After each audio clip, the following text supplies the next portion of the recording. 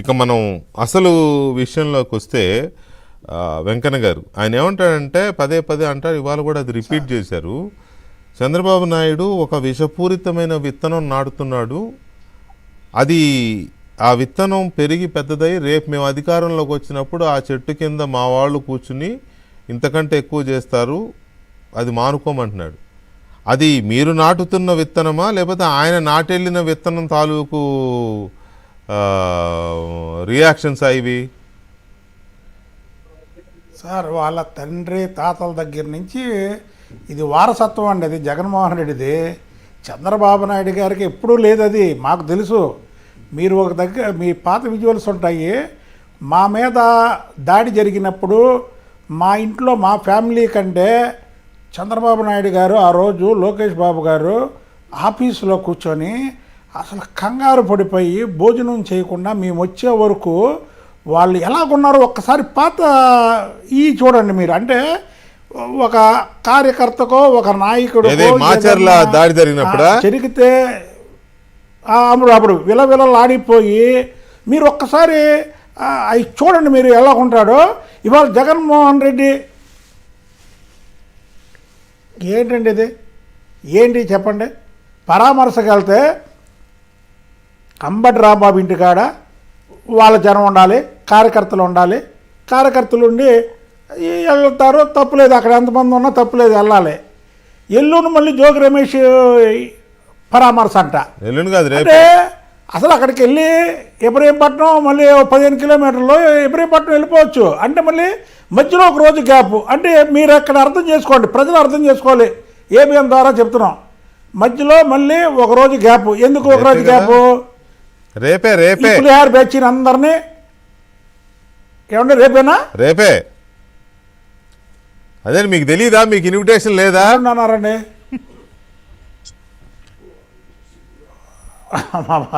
Invitation ఎందుకు ఉంటుంది మాకు? కానీ ఎల్లుండి అన్నారండి. లేదు రేపేలే. సరే రేపే. ఒకరోజు గ్యాప్ ఎందుకండి? ఈ వెంటనే వెళ్ళొచ్చుగా. ఇప్పుడు అక్కడి నుంచి వచ్చారు, వెంటనే వెళ్ళొచ్చుగా. అవును, వెంటనే వెళ్ళొచ్చు కదండి. అంటే మళ్ళీ ఈ పులిహార బ్యాచ్ అందరినీ పోగు చేయాలా. పోగు చేసుకొని బాలకోటయ్య గారు చెప్పారు చూసారా, జగన్మోహన్ రెడ్డి కంటే నత్త ఇంకా కొద్దిగా స్పీడ్గా నడుస్తుందని. మళ్ళీ రేపు మళ్ళీ దానికంతా ప్లాన్ చేసుకోవాలా. ఈ ప్లాన్ చేసుకోవడానికి ఈ సమయం ఇదంతా ఏంటంటే కులాల మధ్య రెచ్చగొట్టడం.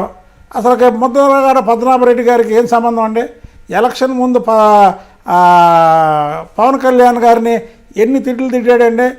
ఎలా గెలుస్తాడో చూస్తాడన్నాడు, రాజకీయాల నుంచి తప్పుకుంటానన్నాడు ఆయన. అదే ఆయన వెంటనే లేఖ రాశాడు, నిన్న జైలుకి వెళ్ళి పరామర్శించాడు. అంటే ఏంటంటే జగన్మోహన్ రెడ్డి ఒక ప్లాన్ ప్రకారం రాష్ట్రంలో రానున్న రోజుల్లో కులాల మధ్య చిచ్చు పెట్టడానికి పథకం పన్నుతున్నట్టు నాకైతే అనిపిస్తుంది. ఇప్పుడు ఏ పవన్ కళ్యాణ్ గారిని అయితే ముద్రగడ్డ పద్మనాభరెడ్డి ఛాలెంజ్ చేసి ఆయన్ని ఎలా గెలుస్తామని ఛాలెంజ్ చేసినటువంటి వ్యక్తి ఆ లేఖలో చూడండి ఎలా రాశాడు. పవన్ కళ్యాణ్ గారి వల్ల గెలిచారు. సరే, కూటమి అన్నాక ఎవరి వల్ల ఎవరు గెలిచినా అంతా బాగున్నాం కదా. బాగుంటే ఏంటంటే అక్కడ ఏంటంటే ఇది బ్రిటిష్ వాళ్ళు ప్రేలాపనలు అన్నమాట. అవి ఎవరో ఒకరు ఆ తెలుగుదేశం వాళ్ళు ఏదో ఒకటి మాట్లాడతారు, దాన్ని పెద్ద చేద్దామని. వెంకటకృష్ణ గారు, మీరు అక్కడ చిన్న పాయింట్ మిస్ అవుతున్నారు. ఎందుకంటే తెలుగుదేశం పార్టీ వాళ్ళు ఏదన్నా చిన్న మాట దాని మీద ఏదన్నా మాట్లాడితే దాన్ని బూచిగా చూపించి దాన్ని పెద్ద ఇచ్చేస్తారు. రాజకీయాల నుంచి తప్పుకుంటున్నాను అన్నాడు. నిన్న అంబటి రాంబాబుని వెళ్ళి పరామర్శించి వచ్చాడు. అంటే మీరు ఇదంతా ఎక్కడి నుంచి? తాడేపల్లి ప్యాలెస్ నుంచి జరుగుతుంది. రానున్న రోజుల్లో ఈ రాష్ట్రంలో కులాల మధ్య చిచ్చు పెట్టడానికి జగన్మోహన్ రెడ్డి ఒక పన్నాగం పన్నుతున్నాడు. దయచేసి ఎవరు కూడా ఆ ట్రాప్లో పడకండి. అలాగే మీరు అన్నదే కరెక్ట్. రేపు ఏదో పెళ్ళి ఉందంట, పెళ్ళికి వెళ్తున్నాడంట, అందుకని అదే మండలి చైర్మన్ గారి అబ్బాయిది మ్యారేజ్ ఉందంట, అందుకని రేపు కాకుండా ఎల్లుండి వెళ్తున్నారంట ఇబ్రహీంపట్నం జోగి రమేష్ గారి ఇంటికి. మీరు అన్నదే కరెక్ట్. బాగా చెప్పారు. ఎందుకంటే నాకు పోలీసు వారు చెప్పారు ఎల్లుండని. అదేలే మళ్ళీ చెప్పాలి కదా, మనం కరెక్ట్ చెప్తేనే మళ్ళీ వైసీపీ వాళ్ళకి ఇన్ఫర్మేషన్ అందుద్ది. వాళ్ళు ఎల్లుండి మళ్ళీ రేపు అనుకుని వచ్చేస్తే ఇవి కష్టం కదా, ఎల్లుండి వస్తారు. ఇంకో సంగతి, మీరు పెళ్లికి వెళ్ళడం కాదు, ప్లాన్ చేసుకోవడం. మళ్ళీ మీరు కొద్దిగా జగన్మోహన్ రెడ్డికి ఫేవర్గా మాట్లాడుతున్నట్టుంది. ప్లాన్ చేసుకోవాలి కదండి ఆయన. అదే వెంకటకృష్ణ గారు ప్లాన్ చేసుకోవాలి కదా ఎల్లుండికి.